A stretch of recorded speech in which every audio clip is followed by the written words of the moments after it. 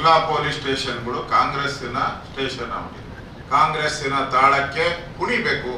ಕಾರ್ಯಕರ್ತರಿಗೆ ರಾತ್ರಿ 12 ಗಂಟೆ 1 ಗಂಟೆ 2 ಗಂಟೆ ಹೋಗ್ತಾರೆ. ನಾವು ಯಾವ ಕಾನೂನು ಪುಸ್ತಕದಲ್ಲಿ ರಾತ್ರಿ 12 2 ಗಂಟೆ 3 ಗಂಟೆಗೆ ಹೋಗಿ ಹೆಣ್ಮಕ್ಳು ಇರೋ ಮನೆಯಲ್ಲಿ ಬಾಗಿಲು ತಟ್ಟಿ ಫೋಟೋ ತೆಗಿಯಕ್ಕೆ ಯಾವ ಕಾನೂನು ನಡೆಯುತ್ತೆ? ಪಾಕಿಸ್ತಾನದಿಂದ ಓಡ್ ಬಂದಿದ್ರೆ, ಬಾಂಗ್ಲಾದೇಶದಿಂದ ಓಡ್ ಬಂದಿದ್ರೆ ಅವನು ಕಳ್ಸಕ್ಕಿಂದೇಟ್ ಇವರು ಕಳ್ರಿ ಇದಾರೆ ಎಲ್ಲ ಕದೀಮರು ಓಡ್ಸರಯ್ಯ ಅಂತ ಹೇಳಿದ್ರೆ ಅದಕ್ಕೊಂದೇನೋ ಅಫಿಡವಿಟ್ ಹಾಕಿರುತ್ತೆ. ಇಲ್ಲಿ ಹಿಂದೂಗಳು ಅಂತ ಹೇಳಿದ್ರೆ ರಾತ್ರಿ 12 ಗಂಟೆ ಹೋಗೋದು. ದೇಶ ವಿರೋಧಿಗಳನ್ನು ದೇಶ ಪ್ರೇಮಿಗಳನ್ನು ಒಂದೇ ತಟ್ಟೆಯಲ್ಲಿ ತೂಕ್ಬೇಡಿ ಅಂತ ಹೇಳಿದಿರೋ ಅವ್ರಿಗೆ. ಇನ್ನಿರೋ ಸರ್ಕಾರ 2 ವರ್ಷ.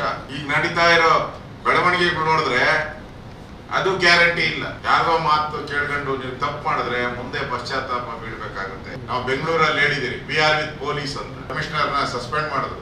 BR with ಪೊಲೀಸ್ ಅಂತ ಹೇಳಿದಿರಿ.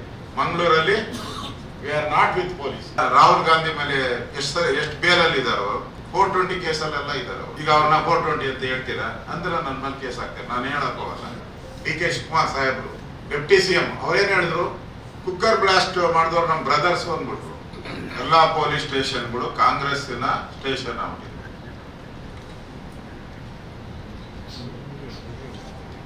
ಹೊಸದಾಗಿ ಕಮಿಷನರು SP ಬದಲಾವಣೆ ಯಾಕೆ ಮಾಡಿದ್ರು? ಇವ್ರದೇ ಸರ್ಕಾರ ಹಿಂದೆ ಇದ್ದಂತ ಇವ್ರದೇ ಸರ್ಕಾರ ಅವ್ರನ್ನ ಪೋಸ್ಟ್ ಮಾಡಿದ್ರು ಅಂತ ಅನ್ಸುತ್ತೆ. ಬದಲಾವಣೆ ಯಾಕೆ ಮಾಡಿದ್ರು ಅಂದ್ರೆ ತಾಳಕ್ಕೆ, ಕಾಂಗ್ರೆಸ್ಸಿನ ತಾಳಕ್ಕೆ ಕುಣಿಬೇಕು. ಕುಣಿಯುವಂತ ಕುದುರೆಗಳನ್ನ ಕಟ್ಟಬೇಕಿಲ್ಲಿ ಅಂತೇಳಿ ಇಲ್ಲಿ ಮಾಡಿದ್ದಾರೆ. ನಮ್ಮ ಕಾರ್ಯಕರ್ತರಿಗೆ ರಾತ್ರಿ 12 ಗಂಟೆ 1 ಗಂಟೆ 2 ಗಂಟೆ ಹೋಗ್ತಾರೆ. ನಾವು ಪೊಲೀಸರನ್ನ, ನಾವು ನಮ್ಮ ರಾಜ್ಯದ ಅಧ್ಯಕ್ಷರು, ನಮ್ಮ ಸದಾನಂದ ಗೌಡರು ಎಲ್ಲರೂ, ನಾರಾಯಣ ಸ್ವಾಮಿ ಎಲ್ಲ ಕೇಳಿದ್ರಿ, ಯಾವ ಕಾನೂನಿನ ಪುಸ್ತಕದಲ್ಲಿ ಬರ್ದೈತೆ ತೆಗೆಯಪ್ಪ ಅಂತ ಕೇಳಿದೀವಿ. ಯಾವ ಕಾನೂನು ಪುಸ್ತಕದಲ್ಲಿ ರಾತ್ರಿ 12 2 ಗಂಟೆ 3 ಗಂಟೆಗೆ ಹೋಗಿ ಹೆಣ್ಮಕ್ಳು ಇರೋ ಮನೆಯಲ್ಲಿ ಬಾಗಿಲು ತಟ್ಟಿ ಫೋಟೋ ತೆಗಿತೀನಿ ಅಂತ ತೆಗಿಯಕ್ಕೆ ಯಾವ ಕಾನೂನು ನಡೆಯುತ್ತೆ? ಕಾನೂನಲ್ಲಿ ಅವಕಾಶ ಇಲ್ಲ. ನೀವು ನೋಟಿಸ್ ಕೊಡ್ಬೇಕು. ಯಾರೋ ಡಕಾಯಿತಿ ಇದ್ರೆ, ಯಾರೋ ಪಾಕಿಸ್ತಾನದಿಂದ ಓಡ್ ಬಂದಿದ್ರೆ, ಬಾಂಗ್ಲಾದೇಶದಿಂದ ಓಡ್ ಬಂದಿದ್ರೆ ಅವನು ಕಳ್ಸಕ್ಕಿಂದೇಟ್ ಇವರು. ಮೊನ್ನೆ ದೇಶದಲ್ಲೆಲ್ಲ ಪಾಕಿಸ್ತಾನದವ್ರನ್ನೆಲ್ಲ ಓಡಿಸಿ ಅಂತ ಹೇಳಿದ್ರೆ ಓಡಿಸ್ಲೇ ಇಲ್ಲ ನಮ್ಮ ರಾಜ್ಯದವ್ರು. ನಾವು ರಾಜ್ಯಪಾಲರನ್ನ ಹೋಗಿ ಭೇಟಿ ಮಾಡಿದ್ರಿ, ಕಳ್ರಿ ಇದಾರೆ ಎಲ್ಲ ಕದೀಮರು ಓಡ್ಸರಯ್ಯ ಅಂತ ಹೇಳಿದ್ರೆ ಅದಕ್ಕೊಂದೇನೋ ಅಫಿಡವಿಟ್ ಹಾಕಿರುತ್ತಂದು. ಅವ್ರಿಗೆ ಕಾಯಿಲೆ ಅಂತೆ, ಜ್ವರ, ನೆಗಡಿ, ತಲೆನೋವು, ಕಳ್ಸಕ್ಕಾಗಲ್ಲ. ಇಲ್ಲಿ ಹಿಂದೂಗಳು ಅಂತ ಹೇಳಿದ್ರೆ ರಾತ್ರಿ 12 ಗಂಟೆ ಹೋಗೋದು. ನಾವು ಪೊಲೀಸ್ ಅಧಿಕಾರಿಗಳಿಗೆ DC ಹೇಳಿದಿರಿ, ನೋಡ್ರಿ, ಭಾರತ್ ಮಾತಾ ಕಿ ಜೈ ಅನ್ನೋರ್ಗೂ ಒಂದೇ ಕಾನೂನು, ಪಾಕಿಸ್ತಾನ ಜಿಂದಾಬಾದ್ ಅನ್ನೋರ್ಗೂ ಒಂದೇ ಕಾನೂನು. ಯಾವ್ದ್ರ ಕರೆಕ್ಟ್ ನಿಮ್ದು? ಹೋಲಿಕೆ ಮಾಡಕ್ಕೆ ಅದೇನೋ ಹೇಳ್ತಾರಲ್ಲ, ನಾವು 21 ಜನ ಇವ್ರನ್ನ ಹಿಂದೂಗಳು, ಒಂದು 15 ಜನ ಮುಸ್ಲಿಮರು, ಹಿಂಗೆ ಟ್ಯಾಲಿ ಮಾಡಕ್ ಹೋಗ್ತಿರಲ್ಲ. ಯಾಕೆ ಟ್ಯಾಲಿ ಮಾಡಕ್ ಹೋಗ್ತೀರಾ ನೀವು? ದೇಶ ವಿರೋಧಿಗಳನ್ನು ದೇಶ ಪ್ರೇಮಿಗಳನ್ನು ಒಂದೇ ತಟ್ಟೆಯಲ್ಲಿ ತೂಕ್ಬೇಡಿ ಅಂತ ಹೇಳಿದಿರಿ ಅವ್ರಿಗೆ. ಪಾಕಿಸ್ತಾನ ಸೈನಿಕರು ಒಂದೇ, ಭಾರತದ ಸೈನಿಕರು ಒಂದೇನಾ? ಈ ಮೆಂಟಾಲಿಟಿನ ಬಿಡಬೇಕು ಅಂತ ಹೇಳಿದಿರಿ. ಮನೆಗಳ ಹತ್ರ ಹೋಗಿ ಟಾರ್ಚರ್ ಮಾಡೋದು ಇವೆಲ್ಲ ಬಹಳ ದಿನ ನಡೆಯಲ್ಲ. ನಾನು ಅಧಿಕಾರಿಗಳಿಗೆಲ್ಲ ಹೇಳಿದಿರಿ, ಇನ್ನಿರೋ ಸರ್ಕಾರ 2 ವರ್ಷ. ಅದು ಗ್ಯಾರಂಟಿ ಇಲ್ಲ. ಈಗ ನಡೀತಾ ಇರೋ ಬೆಳವಣಿಗೆಗಳು ನೋಡಿದ್ರೆ ಅದು ಗ್ಯಾರಂಟಿ ಇಲ್ಲ.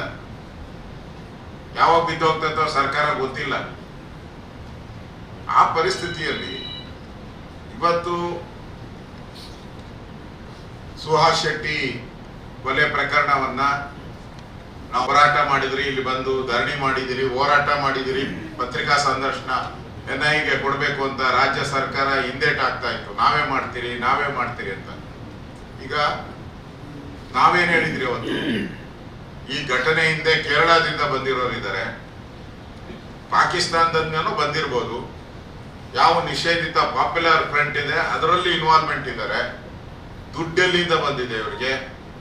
ಇವೆಲ್ಲ ತನಿಖೆ ಆಗ್ಬೇಕಾದ್ರೆ ಅಂತಾರಾಷ್ಟ್ರೀಯ ಮಟ್ಟದ ಏಜೆನ್ಸಿ, ತನಿಖೆ ಮಾಡೋ ಏಜೆನ್ಸಿ ಬೇಕು ಇದಕ್ಕೆ. ಅದಕ್ಕೆ NIA ಕೊಡಿ ಅಂದಿರಿ, ಇವತ್ತು ಕೊಟ್ಟಿದ್ದಾರೆ. ನಾವೆಲ್ಲರೂ ಕೂಡ ಸ್ವಾಗತ ಮಾಡಿದಿರಿ. ಸತ್ಯಾಂಶ ಹೊರಬರುತ್ತೆ ಅಂತ ಪೂರ್ಣ ವಿಶ್ವಾಸ ನಮಗಿದೆ. ಅವ್ರ ಕುಟುಂಬದವ್ರಿಗೂ ಸತ್ಯಾಂಶ ಹೊರಗಡೆ ಬರ್ತೈತೆ ಅಂತ, ಅವ್ರ ಕುಟುಂಬದವ್ರಿಗೂ ಅಟ್ಲೀಸ್ಟ್ ಸತ್ತಿರುವಂತ ಸುಹಾಸ್ ಶೆಟ್ಟಿ ಆತ್ಮಕ್ಕೆ ಶಾಂತಿ ಸಿಗುತ್ತೆ, ಸತ್ಯ ಅವರು ಬರುತ್ತೆ ಅಂತೇಳಿ ಅವ್ರ ಕುಟುಂಬದವರು ಸ್ವಾಗತ ಮಾಡಿದ್ದಾರೆ. ನಾನು ಇಲ್ಲಿನ ಆಡಳಿತ ನಡೆಸುವಂತ ಅಧಿಕಾರಿಗಳಿಗೆ ಹೇಳ್ತೀನಿ, ಯಾರೋ ಮಾತು ಕೇಳ್ಕೊಂಡು ನೀವು ತಪ್ಪು ಮಾಡಿದ್ರೆ ಮುಂದೆ ಪಶ್ಚಾತ್ತಾಪ ಬೀಳ್ಬೇಕಾಗುತ್ತೆ. ಕಾನೂನು ಏನಿದೆ ಕಾನೂನು ಪ್ರಕಾರ ಮಾಡಿ. ದೇಶ ದ್ರೋಹಿಗಳಿಗೂ ಒಂದೇ ಕಾನೂನು, ದೇಶದ ಪರವಾಗಿರೋರ್ಗೂ ಒಂದೇ ಕಾನೂನನ್ನ ಮಾಡಬೇಡಿ ಅನ್ನೋ ವಿಚಾರವನ್ನ ಸ್ಪಷ್ಟವಾಗಿ ನಾವೆಲ್ಲ ಮುಖಂಡರುಗಳು ಅವ್ರಿಗೆ ತಿಳಿಸಿದ್ರಿ. ಇವತ್ತೇ ಲಾಸ್ಟ್, ನಾಳೆಯಿಂದ ಈ ಪಾಠಗಳನ್ನ ಇಟ್ಕೊಂಬೇಡಿ. ನಾವು ಎಲ್ಲ ಸರ್ಕಾರ ನಡೆಸಿರೋರೇನು, ಮುಖ್ಯಮಂತ್ರಿಗಳು ಇಲ್ಲೇ ಇದ್ದಾರೆ, ಸರ್ಕಾರ ನಡೆಸಿದ್ದೀವಿ. ಅದರಿಂದ ಈ ತರದ ಚಟುವಟಿಕೆಯನ್ನು ಬಿಟ್ಟು ನ್ಯಾಯಯುತವಾಗಿ ನಾವು ಬೆಂಗಳೂರಲ್ಲಿ ಹೇಳಿದಿರಿ, ವಿ ಆರ್ ವಿತ್ ಪೊಲೀಸ್ ಅಂತ. ಕಮಿಷನರ್ನ ಸಸ್ಪೆಂಡ್ ಮಾಡಿದ್ರು, ವಿ ಆರ್ ವಿತ್ ಪೊಲೀಸ್ ಅಂತ ಹೇಳಿದ್ರಿ. ಮಂಗಳೂರಲ್ಲಿ we are not with police, you are against police. ಹಂಗಾಗಬಾರ್ದು ಅಂತ ಹೇಳಿದ್ರಿ. ಯಾರೋ ಗವರ್ಮೆಂಟ್ ಅವರು ಚಿತಾವಣೆಯಿಂದ, ಯಾರೋ ಕುಡಿ ಲೀಡರ್ಗಳ ಚಿತಾವಣೆಯಿಂದ ಇಲ್ಲಿ ಹಿಂದೂ ಕಾರ್ಯಕರ್ತರಿಗೆ ತೊಂದರೆ ಕೊಡುವಂತ ಕೆಲಸ ಮಾಡಿದ್ರೆ ಅದರಿಂದ ನಿಮಗೆ ಒಳ್ಳೇದಾಗಲ್ಲ ಅನ್ನೋ ಮಾತನ್ನು ಕೂಡ ಅವ್ರಿಗೆ ಯಾವ ರೀತಿ ಹೇಳ್ಬೇಕು ಅದನ್ನು ಹೇಳಿದಿರಿ. ನಾವಿವತ್ತು ನಮ್ಮ ಕಾರ್ಯಕರ್ತರಿಗೆ ಸ್ಪಷ್ಟವಾಗಿ ಹೇಳ್ತಾ ಇದ್ದೀರಿ, ನಾವು ನಿಮ್ ಜೊತೆ ಇದ್ದೀರಿ, ಭಯ ಬೀಳ್ಬೇಡಿ. ಎಲ್ಲ ನಮ್ಮ ಕಾರ್ಯಕರ್ತರಿಗೆ, ಹಿಂದೂ ಸಂಘಟನೆಗಳ ಕಾರ್ಯಕರ್ತರಿಗೆ ನಾವು ನಿಮ್ ಜೊತೆ ಇದ್ದೀವಿ. ಇಡೀ ಪಾರ್ಟಿ ಯಾವುದೇ ಸಂದರ್ಭ ಬಂದ್ರು, ಹೇಗೆ ಬಂದ್ರು ನಾವು ನಿಮ್ ಜೊತೆ ನಿಲ್ತೀವಿ. ಎನಿ ಮೂಮೆಂಟ್ ನಿಮ್ ಭಯ ಬೀಳ್ಬೇಡಿ ಅನ್ನೋ ಸ್ಪಷ್ಟ ಸಂದೇಶವನ್ನು ಕೂಡ ನಮ್ಮ ಕಾರ್ಯಕರ್ತರಿಗೆ ನಾವು ಕೊಡ್ತಾ ಇದ್ದೀವಿ. ಅನ್ನಕ್ಕೆ ನಾನು ಹೋಮ್ ಮಿನಿಸ್ಟರ್ ಆಗಿದ್ದು, ರೌಡಿ ಅನ್ನೋದಕ್ಕೆ ಡೆಫಿನೇಷನ್ಸ್ ಇದೆ ಬಹಳ. ಈಗ ಕಾಂಗ್ರೆಸ್ ಅವ್ರ ಮೇಲೆ, ಡಿ ಕೆ ಶಿವಕುಮಾರ್ ಮೇಲೆ ಎಷ್ಟು ಕೇಸ್ ಇದೆ? ಅವರೆಲ್ಲ ಜೈಲ್ಗೆ ಹೋಗಿ ಬಂದಿದ್ರಲ್ಲ. ರಾಹುಲ್ ಗಾಂಧಿ ಮೇಲೆ ಎಷ್ಟು ಬೇಲಲ್ಲಿ ಇದಾರೆ ಅವರು ಗೊತ್ತಿಲ್ಲ. ಎಷ್ಟು ಬೇಲ್ಗಳು, 4-5 ಬೇಲ್ಗಳಲ್ಲಿ ಇರ್ಬೋದು. 420 ಕೇಸಲ್ಲೆಲ್ಲ ಇದ್ದಾರೆ ಅವರು. ಈಗ ಅವ್ರನ್ನ 420 ಅಂತ ಹೇಳ್ತೀರಾ ಅಂದ್ರೆ ನನ್ನ ಮೇಲೆ ಕೇಸ್ ಹಾಕ್ತಾರೆ. ನಾನು ಹೇಳಕ್ ಹೋಗಲ್ಲ, ಆಮೇಲೆ ನಂದೇನ ನಾನು ಹೇಳಲ್ಲ. ಅವ್ರು ಅಂತೀರಾ? ಕೋರ್ಟ್ ತೀರ್ಮಾನ ಮಾಡಬೇಕು ಅಪರಾಧಿ ಅಂತ. ಅಲ್ಲಿವರೆಗೂ ಅಪರಾಧಿಗಳಲ್ಲ. ಕಾಂಗ್ರೆಸ್ ಅವರು ಅವ್ರ ಮನಸ್ಸಿಗೆ ಬಂದಾಗ ಹೇಳ್ತಾರೆ, ಸರ್ಕಾರ ಅಧಿಕಾರದಲ್ಲಿದೆ, 136 ಜನ MLA ಇದ್ದಾರೆ ಅಂತ ದುರಾಂಕಾರವಾಗಿ ನಡ್ಕೊಂತ ಇದ್ದಾರೆ. SM ಕೃಷ್ಣ ಅವ್ರ ಹಿಂದೆ ಎಷ್ಟು ಸಂಖ್ಯೆ ಇತ್ತು, ಕೊನೆಗೆ ಎಷ್ಟು ಬಂತು? 27 ಸ್ಥಾನಕ್ಕೆ ಬಂತು. ಅದನ್ನ ಜ್ಞಾಪಕ ಇಟ್ಕೋಬೇಕು.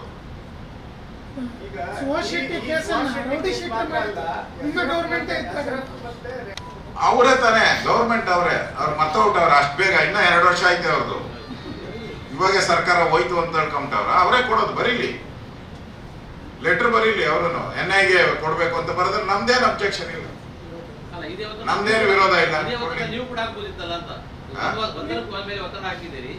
ನಾವಿವತ್ತು ಅದಕ್ಕೆ ಹೇಳಿದಿರಿ, ನೀವ್ ಯಾವುದೇ ಕೊಲೆ ಆದ್ರೂ ಕೋಮು ಗಲಭೆ, ಕೋಮು ಅಂತ ಹಾಕ್ಬೇಡಿ. ಕೊಲೆ ಆದ ತಕ್ಷಣ ಅದಕ್ಕೆ ರೀಸನ್ ಏನು ಅಂತ ಹುಡುಕಿ ಅಂತ ಹೇಳಿದಿರಿ ನಾವು. ಮೊನ್ನೆ ಕೊಲೆ ಆಯ್ತಲ್ಲ, ಇದು ಬಂಟ್ವಾಳದ್ದು. ನೀವು ಕೋಮು ಗಲಭೆ, ಕೊಲೆ ಅಂತ ಹಾಕ್ಬೇಡಿ. ಸತ್ಯ ಸಂಗತಿಯನ್ನು ಹುಡುಕಿಯಲ್ಲಿ ಹಳ್ಳಿಗೆ ಹೋಗಿ ಹೇಳ್ತಾರೆ ಅಂತ ಹೇಳಿದಿರಿ ನಾವು. ಅದನ್ನು ಡಿಮ್ಯಾಂಡ್ ಮಾಡಿದಿರಿ. ಈ ಕೊಲೆ ಕೇಸನ್ನು ನಾವು ಡಿಮ್ಯಾಂಡ್ ಮಾಡಿದಿರಿ. ನೀವು ಸರಿಯಾದಂತ ಕಾರಣಗಳನ್ನ ತಿಳಿಸ್ಬೇಕು ರಾಜ್ಯದ ಜನತೆಗೆ ಅಂತ ಹೇಳಿದಿರಿ ನಾವು. ಏನ್ ಕಾರಣ, ಅದಕ್ಕೆ ಕೊಲೆ ಆಗಕ್ ಕಾರಣ ಏನು? ನಮ್ಮ ಪ್ರಕಾರ ಅದು ಕೋಮು ಗಲಭೆ ಅಲ್ಲ ಅಂತಾನೆ ಹೇಳಿದಿರಿ ನಾವು. ಹಿಂದೂ ಮುಸ್ಲಿಂ ಅಲ್ಲ ಅನ್ನೋ ಮಾತನ್ನು ಹೇಳಿದ್ವಿ. ಅದು ಹರಿಪ್ರಸಾದ್ ಅವರ ದೃಷ್ಟಿಯಲ್ಲಿ ಅದಿಲ್ಲದೆ ಇರ್ಬೋದು, ಆದರೆ ರಾಜ್ಯದ ಜನರ ದೃಷ್ಟಿಯಲ್ಲಿ, ಬಹುಸಂಖ್ಯಾತರ ಹಿಂದೂಗಳ ದೃಷ್ಟಿಯಲ್ಲಿ ಅದನ್ನ NI ಕೊಡಬೇಕು. ಇದರಲ್ಲಿ ವಿದೇಶಿ ಕೈವಾಡ ಇದೆ, ಹಣ ಎಲ್ಲಿಂದ ಬಂತು, ಸುಪಾರಿ ಯಾರು ಕೊಟ್ಟವರು, ಇವೆಲ್ಲನೂ ಕೂಡ ತನಿಖೆ ಆಗ್ಬೇಕು. ತಮಗೂ ಗೊತ್ತಿದೆ, ಹರಿಪ್ರಸಾದ್ ಅವರು ಗೊತ್ತಿಲ್ಲ ನನಗೆ ಅವ್ರ ಎಷ್ಟು ಲೆವೆಲ್ ಲೀಡ್ರು ಅಂತ. ಅವ್ರ ಲೆವೆಲ್ ಗೊತ್ತಿಲ್ಲ.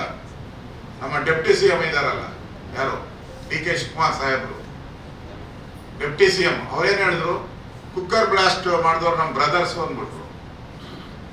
ಒಳ್ಳೆಯವರು ಪಾಪ, ಅವ್ರನ್ನೆಲ್ಲ ಕದೀಮರು ಅಂತ ಇದ್ದಾರೆ ಬಿಜೆಪಿಯವರು ಅಂತ ತನಿಖೆ ಮಾಡಿದಾಗ ಅವನು ಇಡೀ ದೇಶದಲ್ಲಿ ಬಾಂಬ್ ಹಾಕಕ್ಕೆ 5-6 ಕಡೆ ಬಾಂಬ್ ಹಾಕಕ್ಕೆ ರೆಡಿ ಮಾಡಿದ್ದ ಅಂತ ಬ್ರದರ್ಸ್ ಅಂದ್ರು. ಅದಕ್ಕೆ ಕಾಂಗ್ರೆಸ್ ಅವರು ಅವ್ರ ಬ್ರದರ್ಸ್ಗಳ ಬಗ್ಗೆ ಬಹಳ ಪ್ರೀತಿ. ಈಗಾಗಲೇ ನಾವು ನಮ್ಮ ಕಾರ್ಯಕರ್ತರ ಜೊತೆ ಸುಮಾರು 1,500 ಜನ ಕಾರ್ಯಕರ್ತರ ಜೊತೆ ಸಂವಾದ ಕಾರ್ಯಕ್ರಮ ಮಾಡಿದಿರಿ. ನಾವು ಏನಾದರೂ ಈ ಅಧಿಕಾರಿ ವರ್ಗ ಇದೇ ರೀತಿ ಮುಂದುವರೆದ್ರೆ ಅದಕ್ಕೆ ಏನು ಕ್ರಮ ಮಾಡಬೇಕು, ಯಾವ ರೀತಿ ಹೋರಾಟ ಮಾಡಬೇಕು ಅನ್ನೋದಕ್ಕೆ ಈಗಾಗಲೇ ನಮ್ಮ ಅಧ್ಯಕ್ಷರು ರೂಪರೇಖೆಗಳನ್ನ ಫಿಕ್ಸ್ ಮಾಡಿದ್ದಾರೆ. ಅದನ್ನು ಅಧಿಕಾರಿಗಳಿಗೆ ಹೇಳಿದ್ದೀವಿ. ಆ ಮಟ್ಟಕ್ಕೆ ತಗೊಂಡು ಹೋಗಿ ಬಿಡಬೇಡಿ, ಇದನ್ನ ನಾವು ಇಲ್ಲಿಗೆ ಬಿಡಲ್ಲ, ನಾವು ನೀವೇನೇ ಮಾಡಿದ್ರು ನಮ್ಮ ಕಾರ್ಯಕರ್ತರ ಜೊತೆ ನಿಲ್ತೀರಿ ಅಂತ ಹೇಳಿದಿರಿ. ನಾವು ಅವ್ರೇನಾದ್ರೂ ತಿರ್ಗಾ ಇದೇ ಚಾಳಿ ಮಾಡಿದ್ರೆ ನಾವು ಇದರ ವಿರುದ್ಧ ದೊಡ್ಡ ಹೋರಾಟ ಆಂದೋಲನವನ್ನ ಪ್ರಾರಂಭ ಮಾಡ್ತೀವಿ. ಇಷ್ಟು ನಡೆದ್ರು ಕೂಡ ನಾವು ಸಮಾಧಾನದಲ್ಲಿ ಇದೀವಿ ಅಂತ ಹೇಳಿದ್ರು ಅದು ದೌರ್ಬಲ್ಯ ಅಂತೇಳಿ ಆಡಳಿತ ಪಕ್ಷದವರಾಗ್ಲಿ ಪೊಲೀಸ್ ಇಲಾಖೆಯವರಾಗ್ಲಿ ಅದು ದೌರ್ಬಲ್ಯ ಅಂತವ್ರು ಅನ್ಕೊಂಡ್ರೆ ಅದು ಮುಂದೆ ಅವರೇ ಅನುಭವಿಸ್ಬೇಕಾಗ್ತದೆ. ನಮ್ಮ ಕಾರ್ಯಕರ್ತರು ಸಮಾಧಾನದಲ್ಲಿದ್ದಾರೆ. ಇವತ್ತು ನಾವು ಅದನ್ನೂ ಹೇಳಿದ್ದು ಪೊಲೀಸ್ ಕಮಿಷನರ್ ಹತ್ರ, ಇದು ಎರಡೂ ಕೈಯಿಂದ ಸೇರಿದ್ರೆ ಚಪ್ಪಾಳೆ ಆಗ್ತದೆ. ಕಾನೂನು ಸುವ್ಯವಸ್ಥೆ ಹದಗೆಟ್ಟಿರೋದು ನೀವೇ ಹೊಣೆಗಾರ ಅನ್ನೋದು ಕೂಡ ನಾವು ಹೇಳಿದ್ದೇವೆ. ಆ ರೀತಿ ಪರಿಸ್ಥಿತಿ ಮತ್ತೆ ನಿರ್ಮಾಣ ಆದರೆ ಬೀದಿಗಳದ್ದು ಹೋರಾಟ ಮಾಡಿ.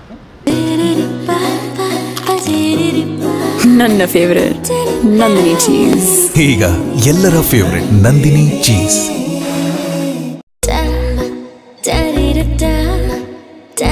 ಮತ್ತೆ ಮತ್ತೆ ಸವಿಯಬೇಕೆನಿಸುವ ಮೃದುವಾದ ನಂದಿನಿ ಪನ್ನೀರ್.